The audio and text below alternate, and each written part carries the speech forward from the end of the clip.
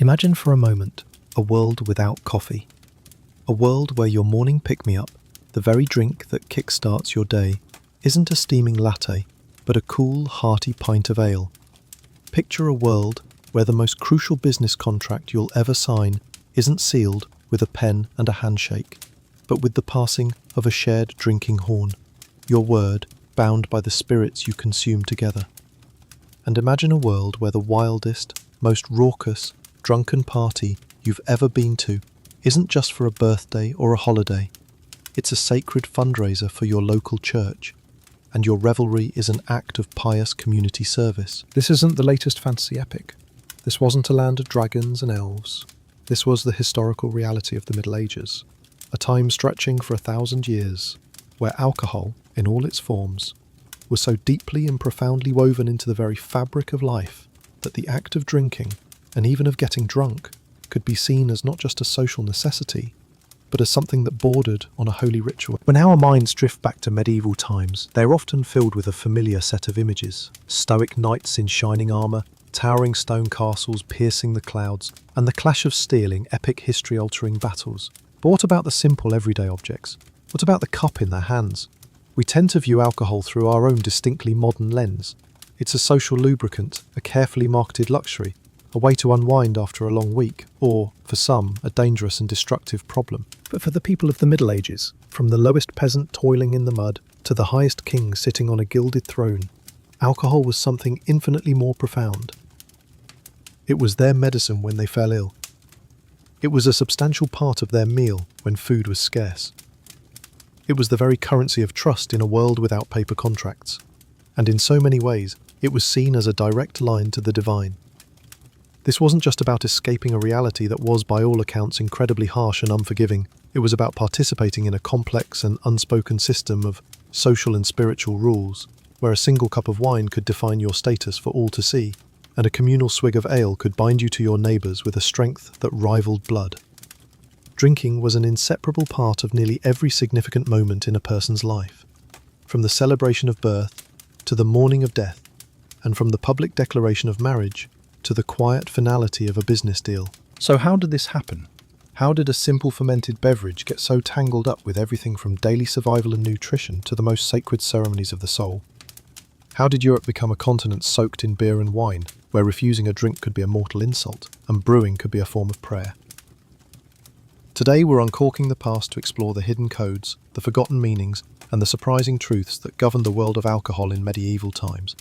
We'll separate the persistent myths from the fascinating facts. We'll check in on the devout monks who perfected the art of brewing as a way to glorify God, and we'll find out why, in a world built on faith and fealty, a shared drink was one of the most powerful and essential rituals of all. First things first, let's tackle one of the biggest, most stubborn, and most repeated myths about the Middle Ages: the idea that everyone, from toddlers to grandparents, drank ale and beer all day long for one simple reason: because the water was a toxic, disease-ridden sludge. It's a compelling story, a simple explanation for a complex world, but the historical reality is a great deal more nuanced and frankly far more interesting. Some historians have a name for this trope: the Great Medieval Water Myth, and they call it that for a very good reason. The truth is, the vast majority of medieval people, especially the 90% of the population who lived a rural life out in the countryside, drank water every single day. They weren't fools. They had access to clean springs, fresh streams, and groundwater from wells they had dug themselves. They were perfectly capable of using their eyes, their noses, and their common sense to tell if a water source was clean or foul.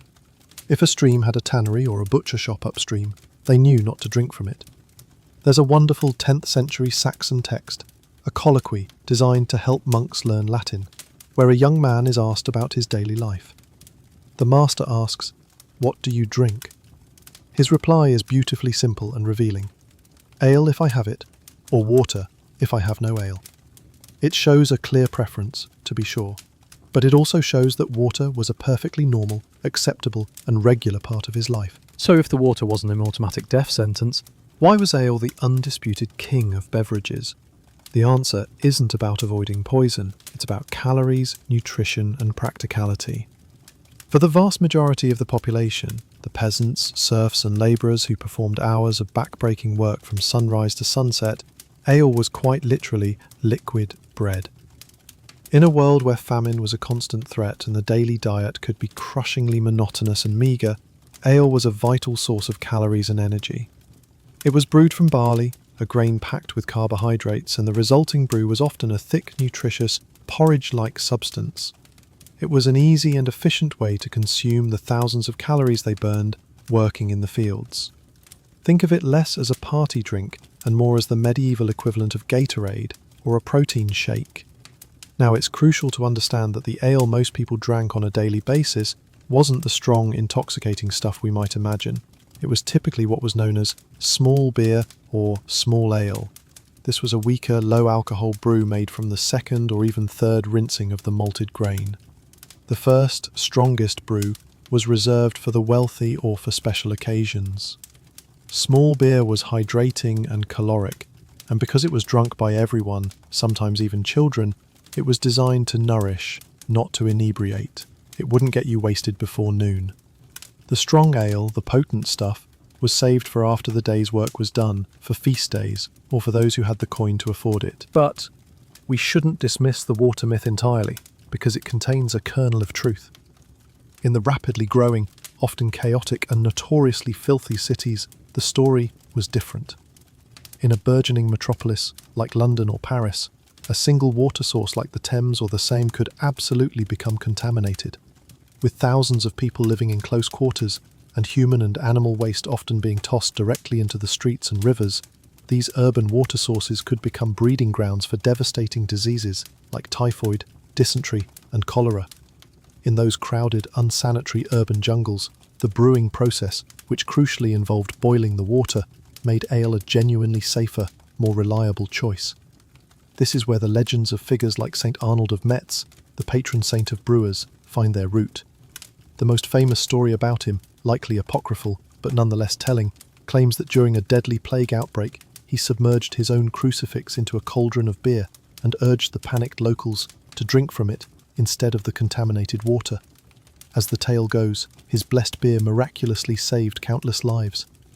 While that's more of a saintly legend than a documented historical event, it points to a recognized truth of the time.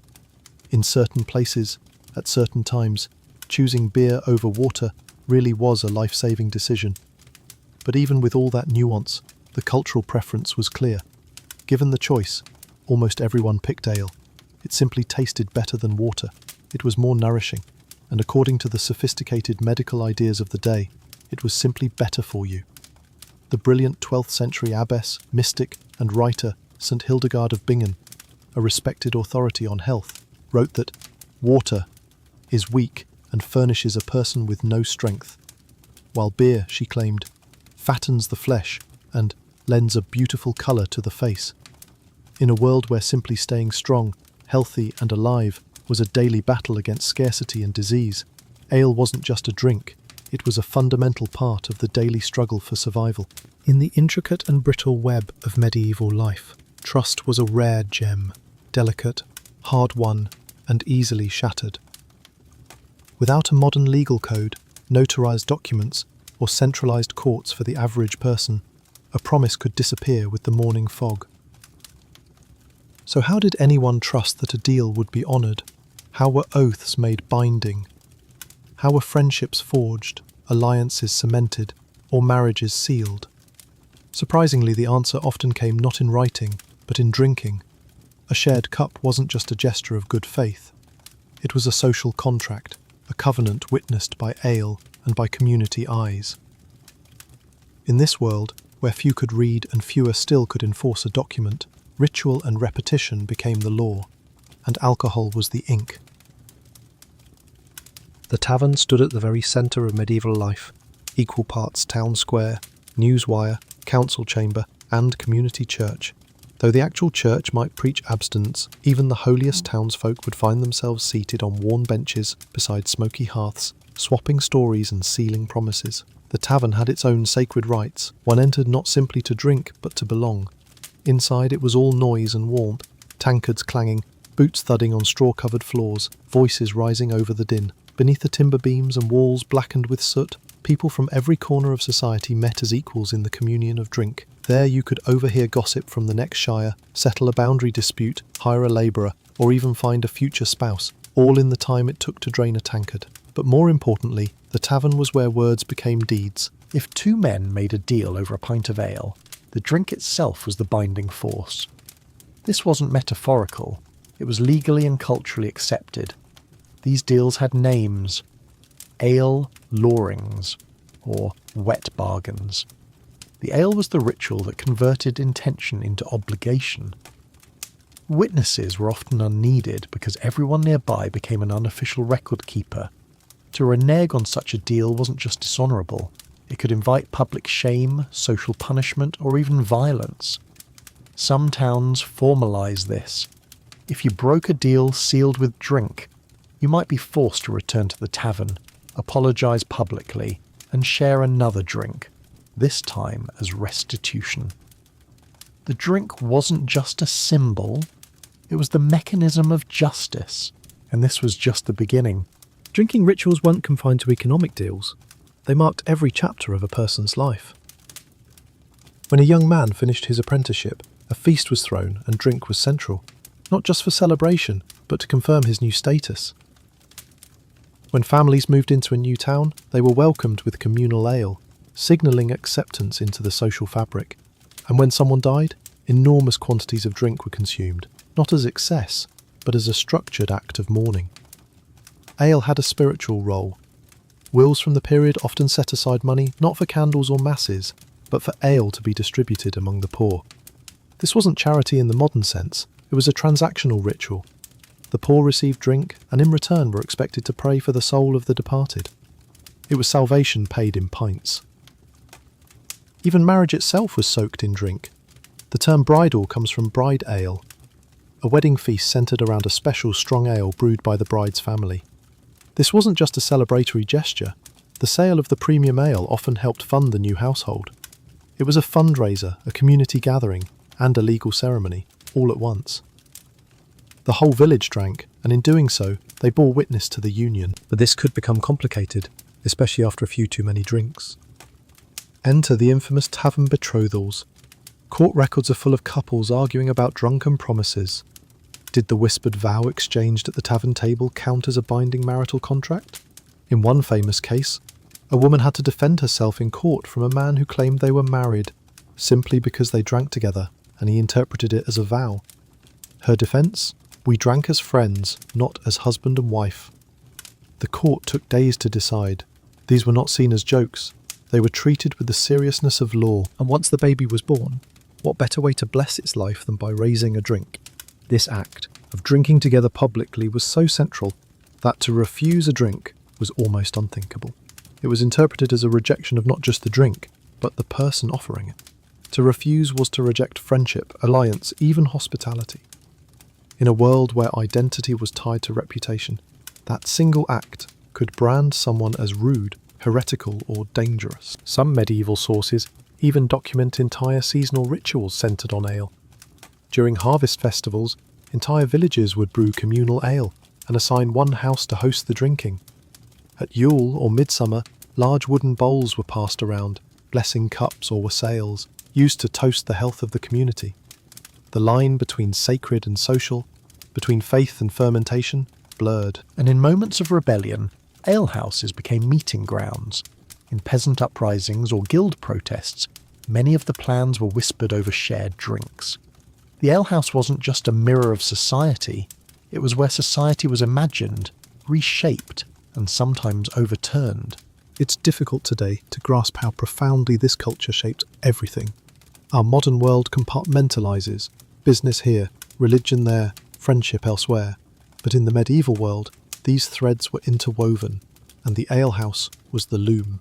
You prayed, bargained, laughed, argued, wept, and forgave, all over the same cup. So the next time you pass by a pub, or raise a glass at a wedding, remember, you're participating in a ritual older than the nation-state, one that once carried legal, spiritual, and emotional weight. In the world of tankards and toasts, promises lived in the cup, and the ale remembered everything. If alcohol was the seal that bound social life, it was even more deeply and intricately tied to the spiritual life of the Middle Ages. The relationship between the Christian church and alcohol was famously complex, a fascinating mixture of divine respect and earthly pragmatism. On the one hand, the church fiercely condemned the sin of drunkenness, seeing it as a vulgar form of gluttony that dulled the senses and pulled the soul away from God. And yet, on the other hand, it steadfastly saw alcohol itself, both wine and beer, as a blessed gift from God, a part of the goodness of his creation. This apparent contradiction created a world where wine could be miraculously transformed into the blood of Christ in the Holy Eucharist, and where devout monks would become the most skilled, most famous and most innovative brewers in all of Europe, treating their craft as a form of liquid prayer. The heart of this sacred brewing tradition was the monastery. Following the rule of Saint Benedict, a 6th century text that governed monastic life, monks were expected to be self-sufficient through their own manual labour. The famous motto was ora et labora, or prayer and work. This rule, combined with another that required them to offer hospitality to travellers and pilgrims, turned monasteries into bustling hubs of agricultural production and craftsmanship. In the colder northern lands of Europe, like Germany, the Low Countries and England, where grapevines couldn't survive, monks turned their considerable energies to brewing beer. What started as a simple necessity, providing drink for themselves and for the weary pilgrims they were obligated to host, soon evolved into a holy art form. Monastic breweries were nothing like the slapdash, inconsistent homebrewing operations of the peasantry. The monks were literate, they were organised, and they approached brewing with scientific rigour and spiritual devotion. They kept meticulous records, constantly experimenting with ingredients and techniques to improve their beer's quality, flavour and consistency. This relentless pursuit of excellence was driven by a powerful theological belief. Since they were working for the glory of God, their product had to be the absolute best it could be. A spoiled or mediocre batch of beer would be an insult to the divine. This sacred drive for perfection led to major, lasting innovations, most famously the widespread adoption of hops as a flavouring and bittering agent. Before hops, beer was flavoured with a mixture of herbs and spices called gruit.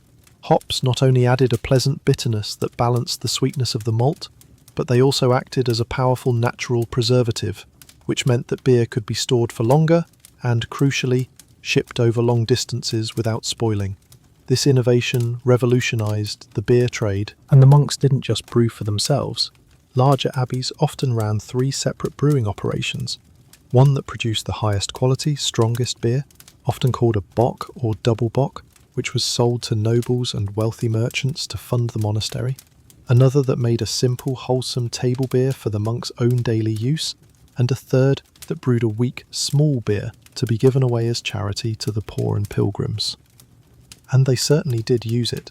Some monastery records show astonishingly generous daily rations of up to a gallon of ale per monk. This wasn't necessarily about getting hammered. During the long, arduous fasts of Lent or Advent, when solid food was strictly forbidden, beer was famously considered liquid bread and provided essential nutrition and calories without technically breaking the rules of the fast. But the sacred connection to alcohol wasn't just hidden away behind monastery walls. In parishes all across Europe, a wild and wonderfully paradoxical tradition known as the church ale took hold. These events were, for all intents and purposes, massive fundraising parties run by the local church. Villagers would donate their own malt and labour, a special extra strong ale would be brewed, and it was then sold off at a parish-wide festival to raise money for the church's upkeep, for charitable causes or to help the poor of the parish. These events were notoriously rowdy, often lasting for days and involving feasting, dancing, folk plays and games. They were the medieval version of a church bake sale, just with a whole lot more drunken revelry. Of course, the line between pious fundraising and a profane out-of-control party was often dangerously blurry. Church authorities in the higher echelons constantly worried that these events were getting out of hand, leading to sin and disorder. In the 14th century, an exasperated Archbishop of Canterbury condemned the gluttonies and drunkennesses of the common drinking bouts at church ales, and even threatened to excommunicate anyone who took part. But the tradition was simply too popular with the common people, and far too effective at raising essential funds to ever be truly stamped out. It was a perfect medieval marriage of piety and partying, where getting joyfully drunk with your neighbours was a direct and tangible way to support your local church. And at the absolute apex of alcohol's religious importance was, of course, the Eucharist. Wine, miraculously transformed into the blood of Christ during the Mass, was the absolute centre of Christian worship and theology. This sacred role gave wine a theological weight and a spiritual significance that placed it far above all other drinks. The Church itself became a massive patron of vineyards, with powerful monastic orders like the Benedictines and especially the Cistercians meticulously cultivating grapes and perfecting the art of winemaking across Europe. From the raucous joy of the church ale to the solemn mystery of the Eucharist, alcohol was inextricably tied to the sacred. It was a source of monastic wealth and innovation, a tool for community fundraising, and a profound symbol of God's grace. In the medieval world, it served as a social lubricant, not just between people, but between the earthly and the divine. In the rigid, deeply stratified social ladder of the Middle Ages, everything was a signal of your status. The clothes you wore, the food you ate, the language you spoke, and, most definitely, what you drank. While a humble peasant in his draughty hut and a powerful king in his magnificent castle might both be drinking, the liquid filling their cups broadcast everything about their respective places in the world. The fundamental divide was between ale and wine. Ale, in all its forms, was the drink of the common folk. Wine was the drink of power, a potent and unmistakable symbol of wealth, sophistication, and God's favour. For the vast majority of people, ale was the drink of daily life. It was brewed locally, often by the women of the household, the so-called alewives or brewsters, sometimes as a small side business to make a little extra money for the family. It was cheap, it was accessible, and as we've seen, it was nourishing. But for the nobility, the knights and the high clergy, drinking humble ale was almost unthinkable unless they were travelling through the countryside and had absolutely no other choice. To consciously set themselves apart from the lower classes, the elite drank wine. Wine was above all a luxury good. In northern countries like England, Scandinavia and much of Germany, the climate was too cold and damp to reliably grow grapes for winemaking. This meant that wine had to be imported, primarily from the sunnier climes of France, particularly the region of Gascony around Bordeaux. That meant treacherous sea voyages, overland transport costs, hefty taxes imposed by kings and lords, and the constant risk of the product spoiling. All of this combined to make wine incredibly expensive. A nobleman demonstrated his power and influence not just with the size of his castle or the number of soldiers he commanded, but by the quality and sheer quantity of the wine in his cellar. To host a great feast and pour rivers of fine imported French wine for your guests was one of the most ostentatious displays of wealth and status imaginable. The culture surrounding wine was entirely different from that of ale. It was all about performance, refinement, and knowledge. Nobles and wealthy merchants were expected to know their vintages, to be able to discuss the merits of a Gascon red versus a sweeter wine from the Rhine. And yet, ironically, they often drank their wine watered down. This wasn't just to make it last longer, it was seen as a mark of true civilization, a custom inherited from the ancient Greeks and Romans, who believed that drinking undiluted wine was the habit of uncivilized barbarians. They would also frequently add expensive spices like cinnamon, ginger, cloves, and grains of paradise to their wine, creating a potent and aromatic concoction known as hippocras. This served two purposes. It was another way to show off their immense wealth, as spices were astronomically expensive, and it was a useful way to cover up the taste of a wine that was beginning to turn sour. Even the very cup you drank from was a rigid signifier of your status. A peasant would drink his daily ale from a simple rough-hewn wooden mug or a cheap clay pot. A wealthy merchant might use a cup of pewter. A nobleman, however, would sip his spiced wine from a delicate imported Venetian glass goblet, a heavy engraved silver cup, or perhaps a ceremonial drinking horn lavishly decorated with silver mounts. Below the great divide of wine and ale, there was a whole hierarchy of other drinks. Mead or honey wine, the celebrated drink of epic poems like Beowulf, and ciders made from apples or pears were also popular, especially in regions where grain for beer or grapes for wine were hard to come by. They were generally seen as a respectable step up from common ale, but they were nowhere near as prestigious as imported wine. This created a kind of liquid social structure, a class system that you could taste. Your choice of drink was a daily performance of your place in society. A lord drinking wine at his high table wasn't just quenching his thirst. He was performing his status, creating a visible and potent barrier between himself and the ale-drinking masses below. A striking 14th century German religious text illustrates this social anxiety perfectly. In trying to describe the unimaginable horrors of hell, the author imagines that one of the torments of the damned is being forced to drink the dregs, which is the wine of the common people. The ultimate punishment wasn't just fire and brimstone, but being forced to drink below your station for all of eternity. This snobbery was even backed up by the official medical beliefs of the time. Learned doctors whose theories were based on the ancient Greek medicine of the four humours taught that wine was far healthier than beer. Wine was considered hot and dry and was thought to aid digestion and properly balance the body's humours. Beer, on the other hand, was seen as a cold and wet drink, cruder and fit only for the coarse bodies of labourers who needed its fattening qualities. So while alcohol was a powerful unifier in many ways, bringing entire communities together in taverns and churches, it was also a powerful and ever-present divider. The simple choice of what to fill your cup with was a profound statement about who you were, where you came from, and where you stood in the great, unchangeable order of things. The medieval world was a world soaked in alcohol, but as we've seen, its meaning went far deeper than just getting tipsy. It was a fundamental technology of society, shaping everything from daily diet and international trade to sacred faith and social status. So what part of this hidden history surprised you the most? Was it the fact that the bad water story is largely a myth? Was it learning that the word bridal is really all about ale? Or was it the idea that you could get roaring drunk at a church-run party as an act of community service? Let us know in the comments below. We read every one, and if you enjoy uncorking hidden histories like this one, be sure to subscribe and hit the notification bell so you don't miss our next journey into the past. The daily ritual of drinking ale was at its core a ritual of survival. It gave millions of people the vital calories, the nutrition, and the safe hydration they needed to live a life of relentless back-breaking labour. It was the fuel that built the cathedrals and cleared the forests. The social ritual of sharing a drink was a ritual of trust. It was the invisible ink on contracts, the glue that sealed alliances, and the force that wove the very fabric of community together in the noisy, warm alehouse. It turned neighbours into a fellowship, and the sacred rituals, from the wild, chaotic fundraising of a church ale to the quiet, patient devotion of a monastic brewer perfecting his craft for God, were rituals of faith.